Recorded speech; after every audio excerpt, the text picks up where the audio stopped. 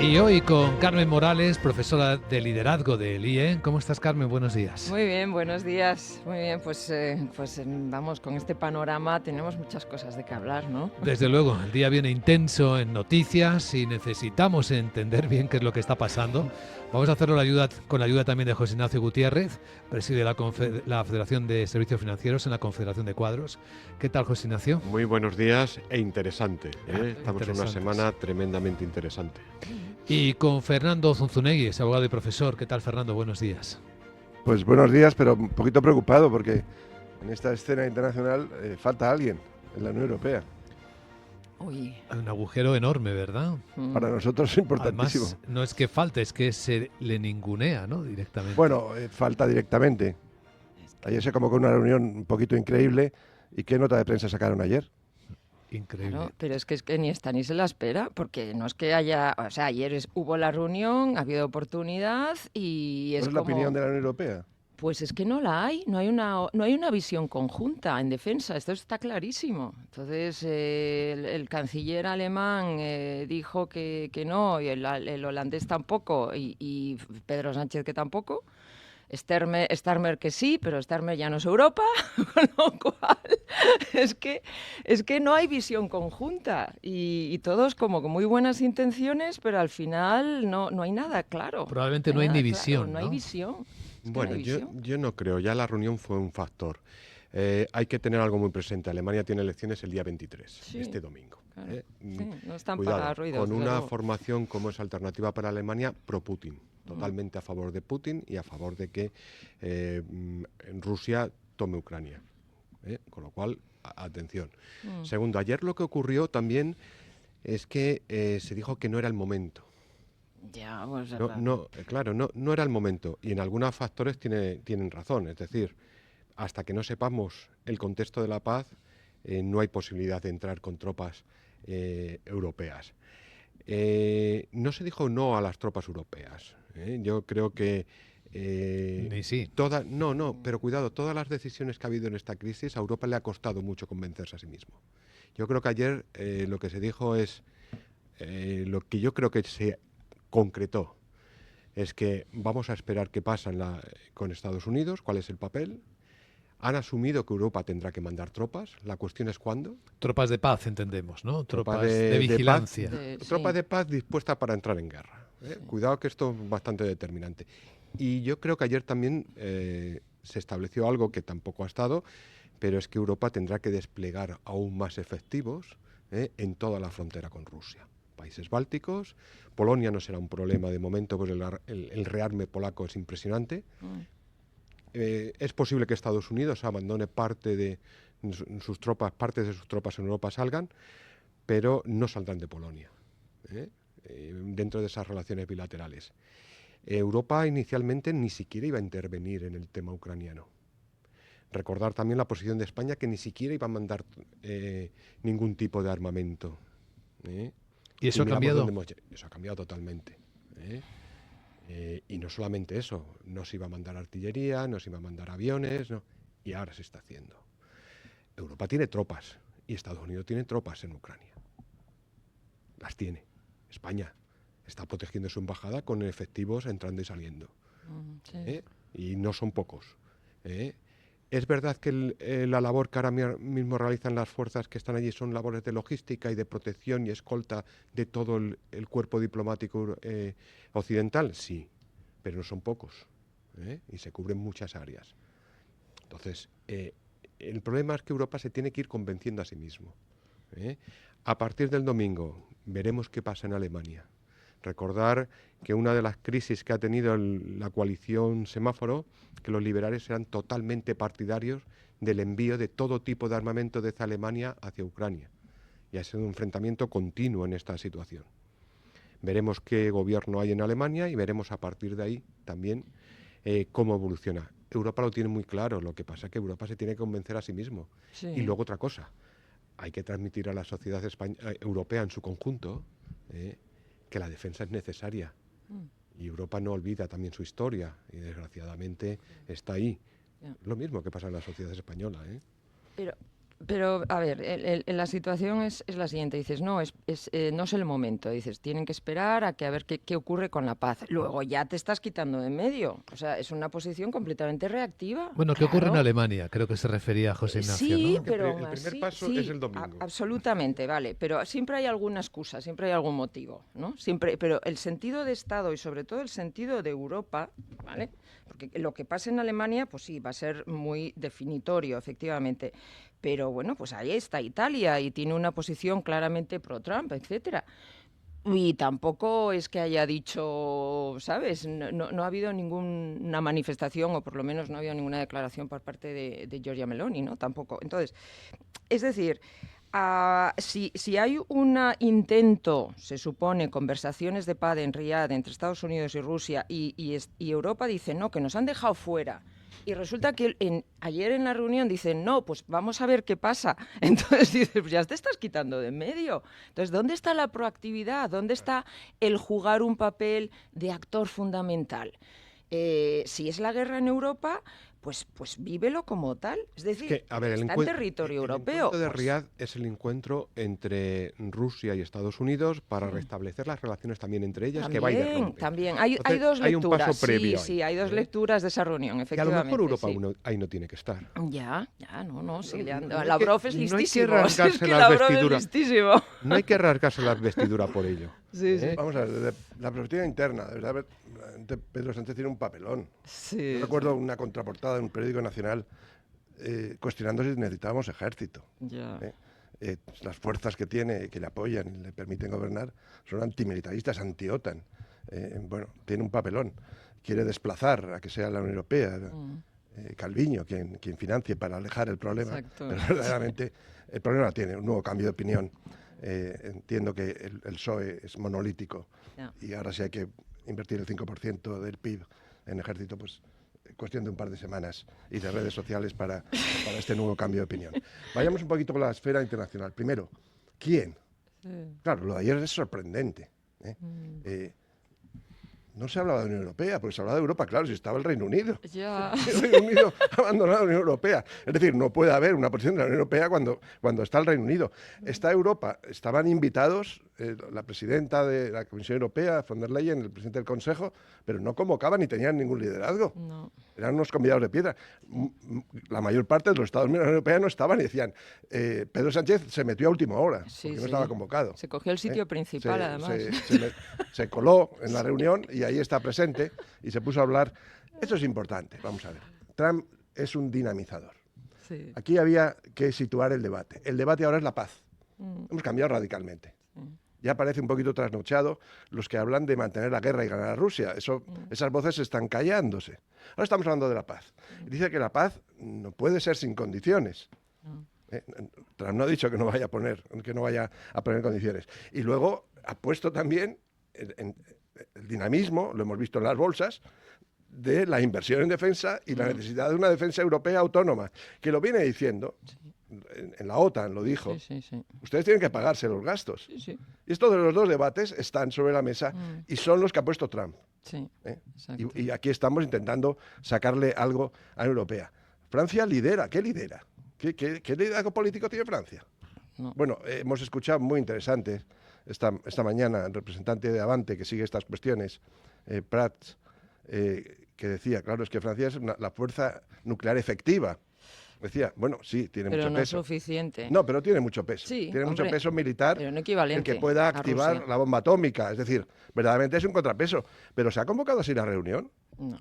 Entonces aquí haría falta Reino Unido y Francia y los demás convidados de piedra. Pero no se ha planteado así. Luego no está representada la Unión Europea. Y luego se habla de fuerzas de pacificación. Ya estamos en la paz de nuevo. Ya. Que comentabas tú. Exacto. Estamos en la paz. Bueno, yo creo que se ha avanzado mucho gracias al dinamismo de Sí. Trump y poner el Sí, tema sí, sobre la sí. mesa. Y aquí tenemos que hablar de la paz con condiciones, exactamente. Sí. Un último tema. ¿Cómo vamos nosotros a poner 500.000 millones si no estamos invitados? Pero vamos a ver, no estoy diciendo, y la reunión era principalmente para que inmediatamente Ucrania sea un Estado miembro de la Unión Europea.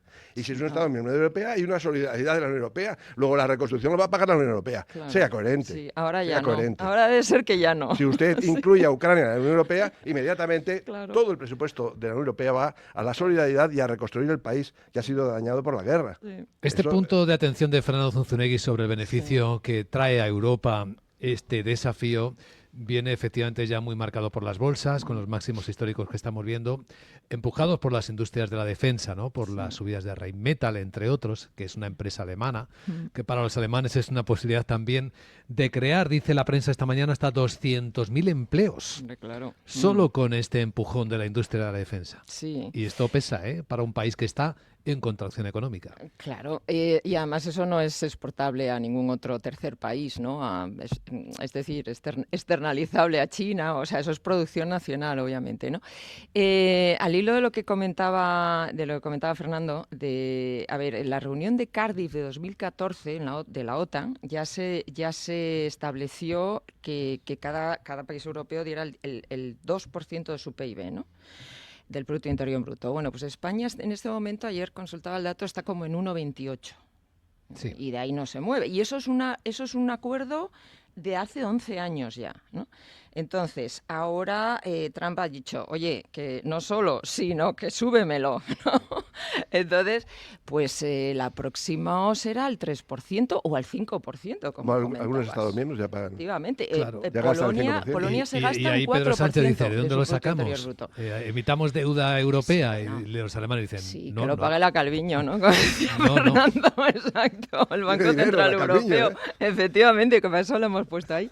Entonces, es que no tiene por dónde cogerse esto, y efectivamente, y ahora, pues eso, Ucrania no va a ser nunca miembro de la OTAN, ya está, eso ya está visto para sentencia, y ahora resulta que nos estamos echando para atrás con que sea miembro de la Unión No, Europea. eso hay claridad, me parece. Yo Está creo claro. que va a ser miembro de la Unión Europea, lo que ocurre que No también sé. Ucrania tiene No que sé. cumplir una serie de cuestiones y yo Sí, creo que anticorrupción, sobre hay todo. algo muy importante. La paz es que es imprescindible. Es que hemos entrado en una guerra en Ucrania que es igual que la Primera Guerra Mundial. Es una guerra de trincheras y de muertes, nada más. Los avances, por mucho que se diga, son limitadísimos los avances rusos en el Donbass.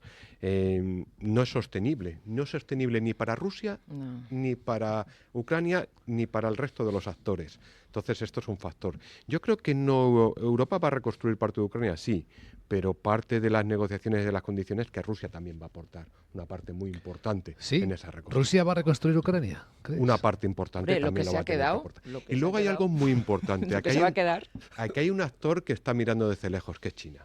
Mm. ¿eh? Y no olvidemos que China tiene un factor ahí, como es Taiwán, y quiere también conocer esto. Y Europa también tiene un factor muy importante. Europa también puede negociar con China. Hablando de actores, me gustaría preguntarle en particular a Carmen, que es buena conocedora de Arabia Saudí, ¿por qué Arabia Saudí es el lugar elegido para el encuentro negociador entre Estados Unidos y Rusia? Sergei Lavrov, el ministro de Exteriores, ya ha aterrizado en Riad, en la capital, y ha hecho unas declaraciones tremendas, por cierto, sobre los europeos. ¿Por qué Arabia Saudí tiene este papel aquí mediador? A ver, si echamos la vista atrás, en la primera legislatura, en el primer mandato de Trump, fijaos, aquello famoso, todo aquello, o sea, la máxima, la mínima reputación que tuvo Arabia Saudí cuando el asesinato de Khashoggi, en Sí, la embajada del en Estambul, periodista, el periodista, esto fue en 2018, ¿no? En toda la administración Trump de la primera legislatura, Estados Unidos medió mucho porque por Arabia Saudí y por el inicio de las relaciones diplomáticas con Israel. Y eso era ya un hecho hasta que ocurrió la guerra de Gaza. O sea, en Riad la embajada de Israel se estaba abriendo, ¿no? Ya había más o menos conversaciones, relaciones diplomáticas iniciales, etcétera. Entonces eso se ha venido abajo. Luego hay mucha amistad y mucha relación entre Arabia Saudí y Rusia, ¿no? En la OPEP, entre otras También, cosas. exacto. Es que de ser un aliado incondicional de Estados Unidos, ahora Arabia Saudita está teniendo un papel preponderante, ¿no? Es el líder de la zona, ¿no? De la zona del Golfo. Haciendo un contrapeso también con India, ¿no? En ese sentido, en esa zona del mundo. Entonces, bueno, se están decantando como un actor principal. Entonces, está en este momento liderando una neutralidad y una zona de juego, ¿no?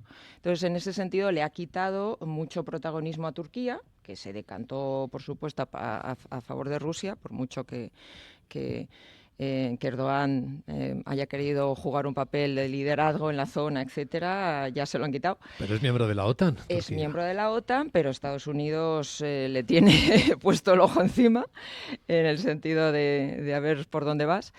Y por la situación estratégica, básicamente. Entonces, por eso, yo creo que ese es el motivo por el que se ha convocado la reunión en Riad. Aparte que también Lavrov y toda la delegación soviética estaba en Emiratos el día anterior, o sea, estaban por la zona, ¿no? O sea, son socios absolutamente fundamentales. Todos los fondos de capital de esos países son fuentes de financiación de cualquier tipo de proyecto para cualquier tipo de país absolutamente imprescindibles, ¿no? Y es una zona tremendamente segura. Yo creo que, vamos a ver, el tema básicamente la seguridad. Sí. Entonces, y luego por exclusión. Vamos a ver, estamos en guerra, de algún modo. En buena parte de Occidente, la Unión Europea, Reino Unido, con Rusia. Entonces, en Europa no podía ser Suiza. No, pero bueno, ya no. Suiza tampoco. tampoco. Es decir, vamos excluyendo, tampoco va a ser en Asia, no vamos a ir a Australia. No. Es decir, queda muy poco y luego había que buscar un lugar seguro Sí. entre Turquía y Arabia Saudí. Parece Pues que Trump Que está muy Como cerca, que- en el Mar Negro allí. No, déjate. Las declaraciones de Lavrov que Está más citábamos seguro, sí. cuando bajaba del avión en Riad, me gustaría que las escucharais porque Sí. son profundamente provocadoras para los europeos.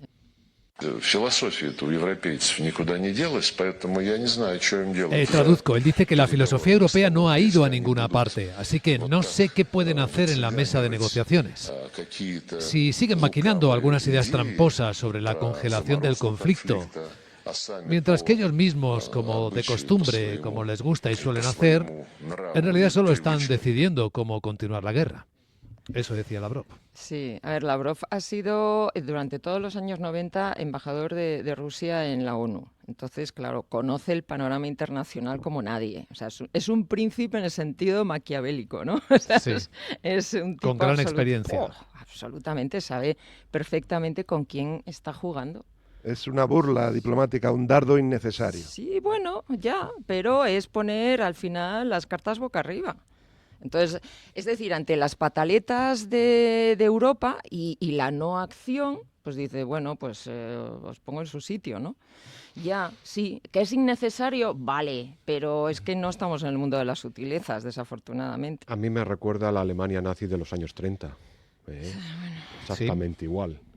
Rusia está jugando el mismo papel que la Alemania de los años 30 del siglo pasado. Exactamente el mismo. Y Europa vuelve a jugar el mismo papel. Lo que ocurre que hasta ahora tenía muy cerca a Estados Unidos y de repente, pues Estados Unidos está al mismo papel que estuvo también en los años 30. Miraba desde lejos. Y ese es el papel que parece que Estados Unidos quiere volver a repetir, ¿no? Desgraciadamente, esperemos que no se repitan los hechos, pero tampoco estamos muy lejos de ese contexto. Y yo creo que las palabras de Lavrov vienen a decir lo mismo. Yo recuerdo perfectamente, hemos leído perfectamente esos acuerdos británicos con la Alemania nazi para tratar de calmarla, ¿no? Que lo que propició finalmente fue la entrada de Alemania. Pero no hay una respuesta europea a este insulto. Ni expectativa, ¿no? No, de estas frases debe haber una Tampoco hay que respuesta. entrar en ¿Dónde esa está Borrell? provocación. ¿Dónde está Borrell? Vamos a ver, ¿qué es Rusia sin el apoyo económico de China?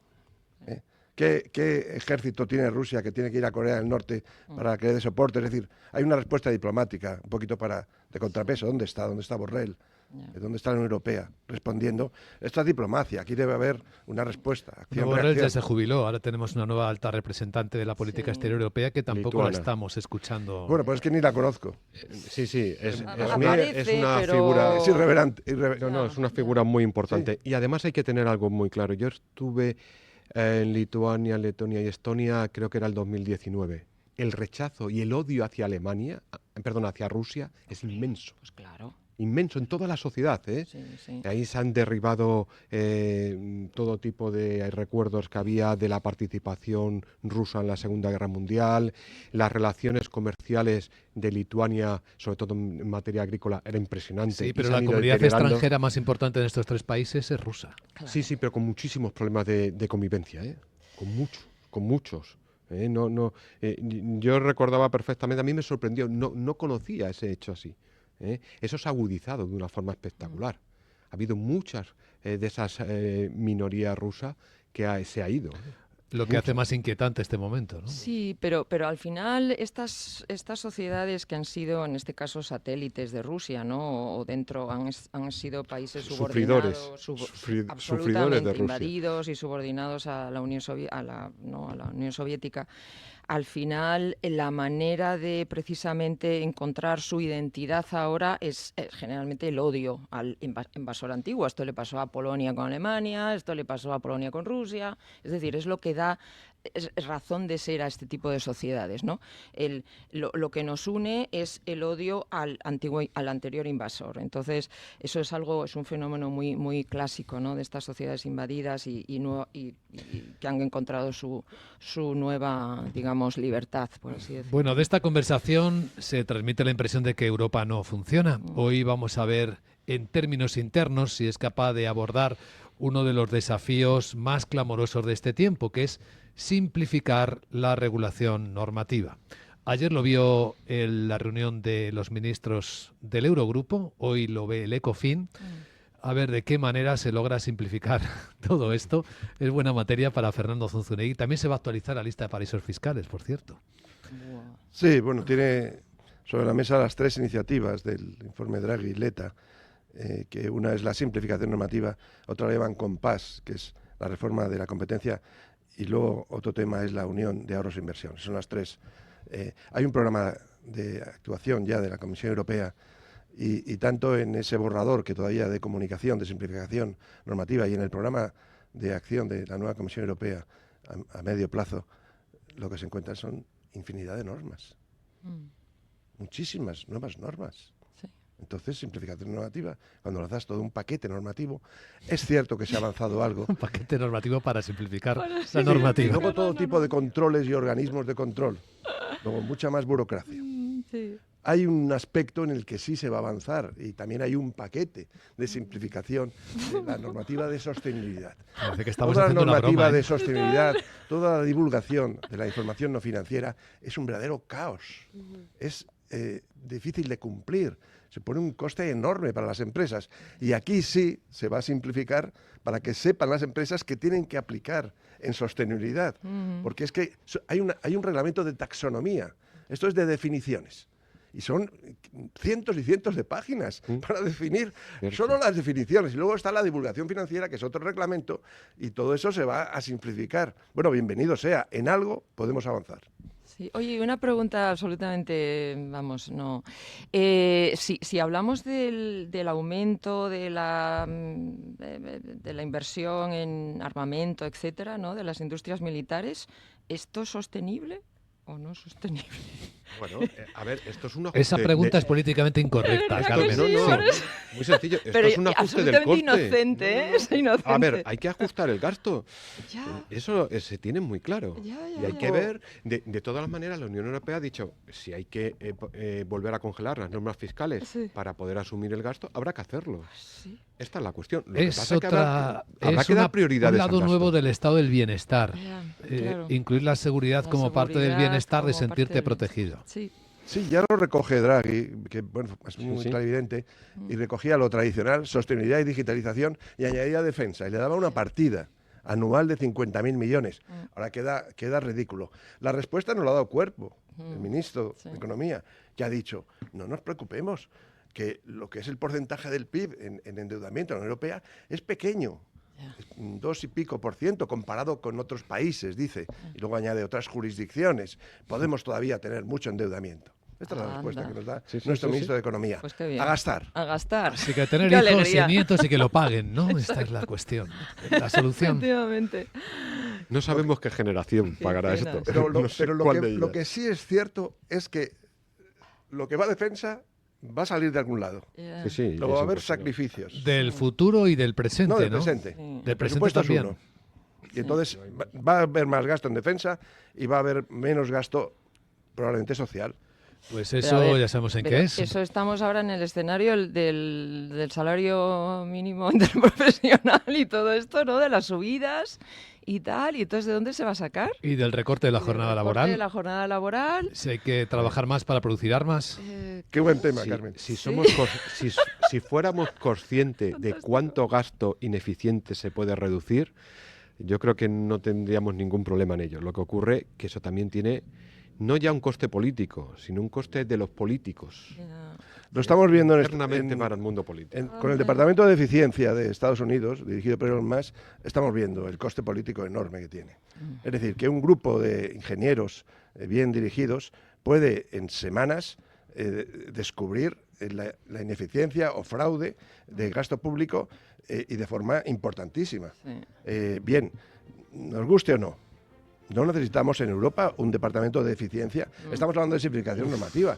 Vamos a simplificar el gasto. Claro. O vamos a auditarlo, vamos a vigilarlo. Y hoy día se puede hacer con la inteligencia artificial. Qué bonito No sería hace, eso. no hace falta crear unos organismos No, de es auditoría verdad, es con verdad. miles y miles de empleados. No, Sí, sí. basta un puñado de ingenieros, la mayor parte jóvenes, ingenieras, todo un equipo eficiente que lo tienen en su poder todas las grandes plataformas hoy día y ponerlo a disposición de la administración Pues pública. en la gran tertulia de la economía, hoy Fernando Zunzunegui, Eso para otro Carmen día. Morales, José Ignacio Gutiérrez, pues lo puede hacer el Grok 3 que ha presentado hoy Elon Musk. ¿La habéis escuchado a Grok 3 cómo habla? Hey Grok, what's up? Justo, Can you hear me? miedo.